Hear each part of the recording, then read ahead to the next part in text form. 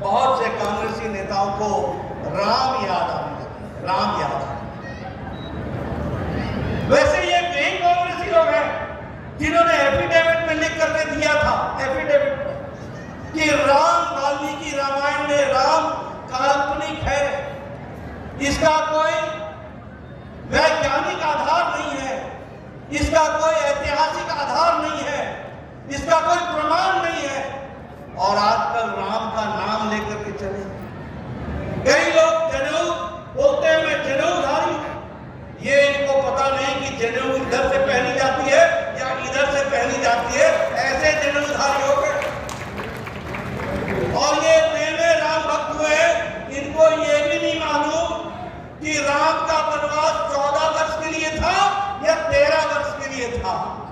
ऐसे लोग आजकल भगवान का नाम ले रहे हैं और हमारी बेटी किया करते थे, हमारा मजाक उड़ाया करते थे, कहते थे हम मंदिर वहीं बताएंगे पर तिथि नहीं बताएंगे।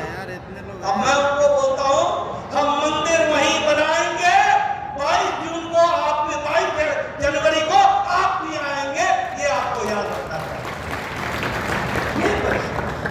इसलिए मित्रों, कांग्रेस से सावधान।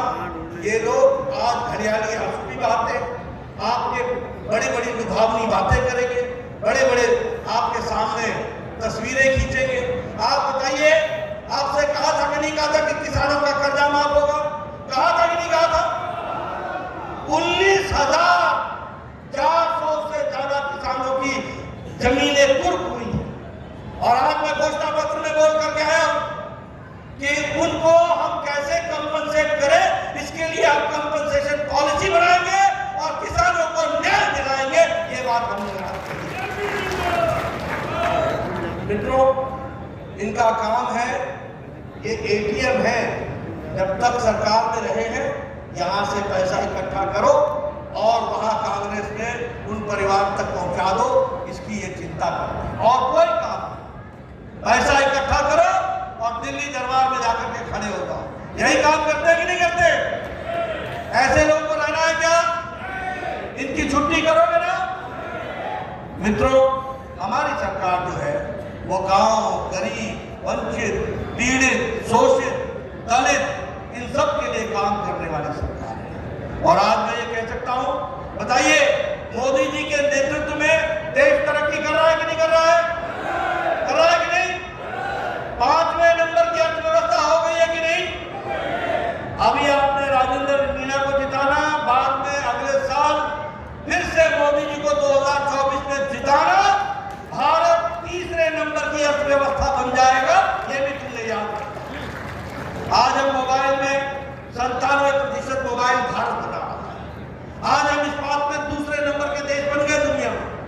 आज हम दवाई में दुनिया में सबसे सस्ती और सबसे अच्छी दवा भारत में बन रही है और 138% एक्सपोर्ट हमारा बढ़ा है।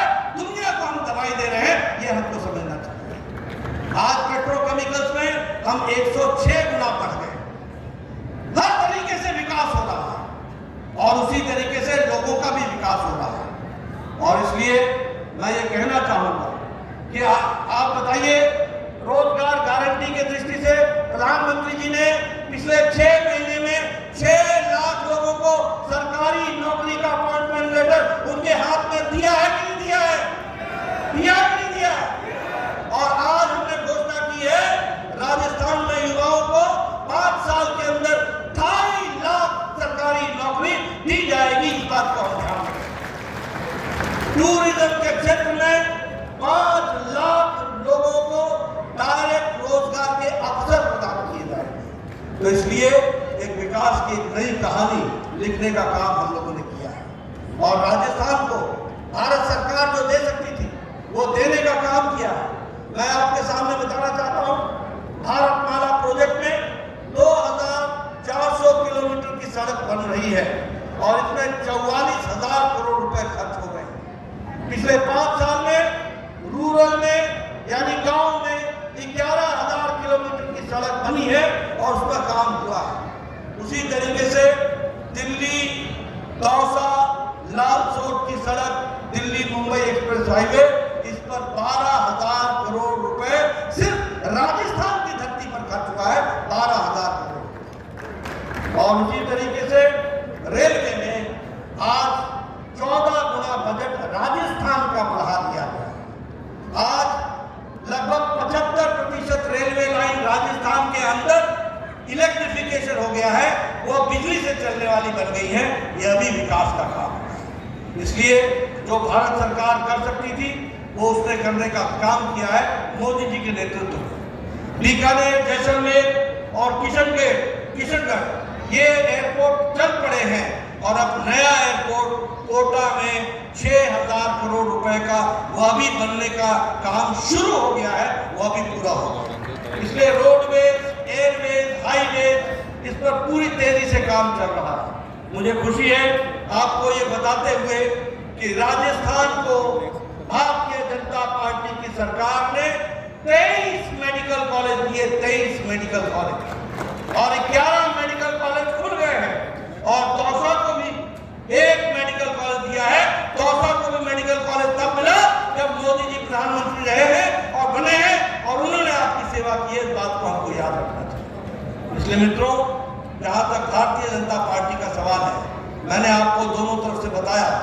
एक तरफ वह सरकार है जो आपके हकों पर डाका डाल रही है, एक तरफ वो सरकार है मोदी जी के नेतृत्व में जो आपको तरक्की की ओर ले जा रही है, आपका विकास कर रही है। हम लोगों ने ये भी तय किया है कि प्रधानमंत्री किसान सम्मान निधि में आपको 6,000 रुपए साल का मोदी जी की तरफ से मिलता था।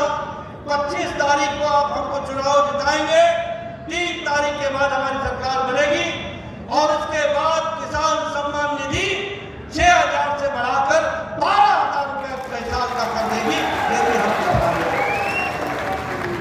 और उसी तरीके से गेहूं का खरीदी प्रति क्विंटल एमएसपी के ऊपर 2,700 रुपए प्रति क्विंटल कर दिया जाएगा।